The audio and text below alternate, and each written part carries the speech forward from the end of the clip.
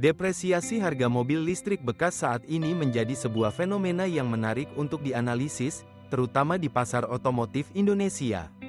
Dalam beberapa tahun terakhir, laju penurunan harga mobil listrik bekas terlihat jauh lebih tajam dibandingkan mobil berbahan bakar konvensional. Fenomena ini tidak hanya mengundang perhatian para calon pembeli, tetapi juga menimbulkan pertanyaan besar di kalangan pelaku industri dan pemilik mobil listrik. Untuk memahami mengapa harga mobil listrik bekas bisa turun begitu drastis, kita perlu menelusuri berbagai faktor utama, didukung oleh fakta-fakta terbaru dan tantangan yang dihadapi mobil listrik ke depannya.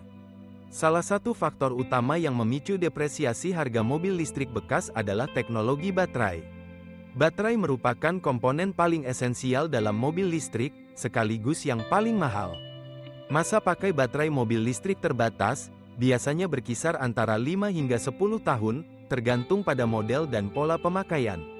Ketika mobil listrik telah digunakan selama beberapa tahun, kapasitas baterai akan menurun dan performa mobil pun ikut terpengaruh.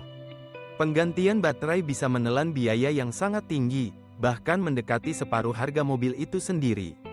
Hal ini membuat calon pembeli mobil listrik bekas waspada dan cenderung menawar harga jauh lebih rendah, mengingat potensi biaya perbaikan atau penggantian baterai di masa depan. Contoh nyata dari penurunan harga yang tajam bisa kita lihat pada Hyundai Ioniq 5 Signature Long Range tahun 2023. Dalam kurun waktu hanya 2,5 tahun, harga mobil ini anjlok hingga 55%, dari Rp844 juta menjadi sekitar Rp460 juta. Penurunan harga sebesar ini sangat jarang terjadi pada mobil konvensional dengan usia yang sama.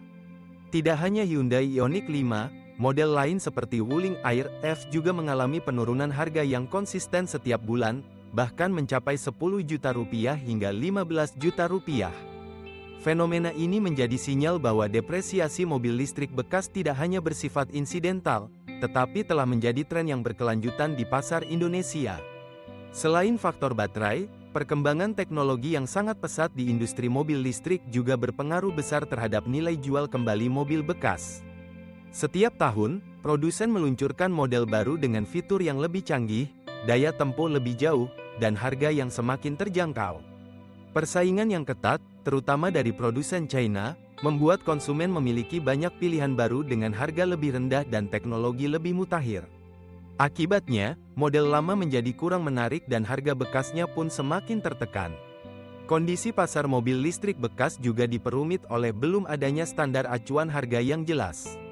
Pedagang dan pemilik mobil listrik bekas seringkali kesulitan menentukan harga jual yang tepat, karena belum ada data historis yang cukup untuk dijadikan patokan. Hal ini berbeda dengan mobil konvensional, di mana harga bekas sudah lebih stabil dan mudah diprediksi berdasarkan usia, kilometer, dan kondisi kendaraan.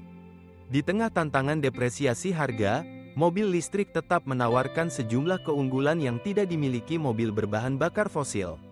Mobil listrik dikenal lebih ramah lingkungan, menghasilkan emisi karbon yang jauh lebih rendah, dan biaya operasional harian yang lebih ekonomis.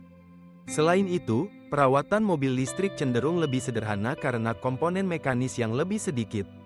Namun, fakta-fakta ini belum cukup untuk menahan laju penurunan harga bekas, mengingat kekhawatiran konsumen terhadap teknologi baterai dan perkembangan pesat model baru. Tantangan lain yang dihadapi mobil listrik ke depannya adalah pengembangan infrastruktur pengisian daya. Ketersediaan stasiun pengisian kendaraan listrik umum, SPKLU, masih menjadi kendala utama di banyak daerah di Indonesia. Meskipun pemerintah dan swasta terus berupaya memperluas jaringan SPKLU, pertumbuhan jumlah mobil listrik jauh lebih cepat dibandingkan dengan pembangunan infrastruktur pengisian daya. Kekhawatiran konsumen terhadap kemudahan pengisian baterai menjadi salah satu faktor penghambat adopsi mobil listrik secara luas. Selain infrastruktur, pengembangan teknologi baterai yang lebih efisien dan terjangkau juga menjadi kunci utama untuk meningkatkan daya saing mobil listrik di masa depan. Saat ini, riset dan pengembangan baterai terus dilakukan untuk memperpanjang umur pakai, mempercepat waktu pengisian, dan menekan biaya produksi. Jika terobosan besar dalam teknologi baterai berhasil diwujudkan, maka depresiasi harga mobil listrik bekas bisa ditekan dan daya tarik mobil listrik meningkat di mata konsumen. Fakta lain yang menarik adalah mobil listrik kini mulai menjadi pilihan utama di beberapa segmen pasar. Pemerintah Indonesia sendiri telah memberikan sejumlah insentif untuk mendorong adopsi mobil listrik, seperti pembebasan pajak dan subsidi harga. Namun, insentif tersebut lebih banyak dinikmati oleh pembeli mobil baru, sementara pasar mobil bekas masih menghadapi tantangan besar. Dalam jangka panjang, integrasi antara kebijakan pemerintah, inovasi produsen, dan edukasi konsumen akan menentukan seberapa cepat masyarakat Indonesia bisa beralih ke mobil listrik secara massal. Perkembangan mobil listrik di Indonesia juga tidak lepas dari pengaruh global. Di banyak negara maju, mobil listrik sudah menjadi bagian dari gaya hidup dan kebutuhan sehari-hari. Namun, perbedaan pola konsumsi, infrastruktur, dan daya beli masyarakat membuat perjalanan adopsi mobil listrik di Indonesia memiliki karakteristik tersendiri. Konsumen lokal cenderung lebih berhati-hati dalam membeli mobil listrik bekas, terutama karena harga jual kembali yang belum terjamin dan risiko biaya perawatan yang tinggi. Meskipun demikian, para ahli meyakini bahwa tantangan-tantangan tersebut dapat diatasi seiring waktu. Dengan kemajuan teknologi, harga baterai diprediksi akan semakin turun, masa pakai semakin panjang, dan pengembangan SPKLU semakin masif. Begitu pula dengan standar harga mobil listrik bekas yang akan semakin matang setelah pasar berkembang dan data historis semakin lengkap. Di masa depan, depresiasi harga mobil listrik bekas kemungkinan akan lebih stabil, mirip dengan depresiasi mobil konvensional. Pada akhirnya, depresiasi tajam harga mobil listrik bekas adalah hasil dari kombinasi berbagai faktor, teknologi baterai yang masih berkembang, inovasi model baru yang pesat, persaingan harga dari produsen, serta tantangan dalam pengembangan infrastruktur dan penetapan standar harga. Bagi Anda yang berencana membeli mobil listrik bekas, memahami faktor-faktor ini sangat penting agar dapat mengambil keputusan yang bijak dan meminimalkan risiko kerugian.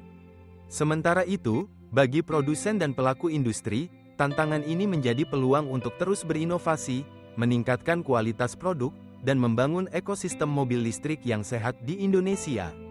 Mobil listrik memang menawarkan masa depan yang lebih bersih dan efisien, namun perjalanan menuju adopsi massal memerlukan waktu, investasi, dan kolaborasi dari berbagai pihak. Dengan memahami dinamika pasar dan tantangan yang ada, kita dapat melihat bahwa depresiasi harga mobil listrik bekas bukan sekadar masalah, tetapi juga cerminan dari evolusi teknologi yang sedang berlangsung. Masa depan mobil listrik ada di tangan kita semua, dan langkah yang diambil hari ini akan menentukan wajah transportasi Indonesia di masa depan.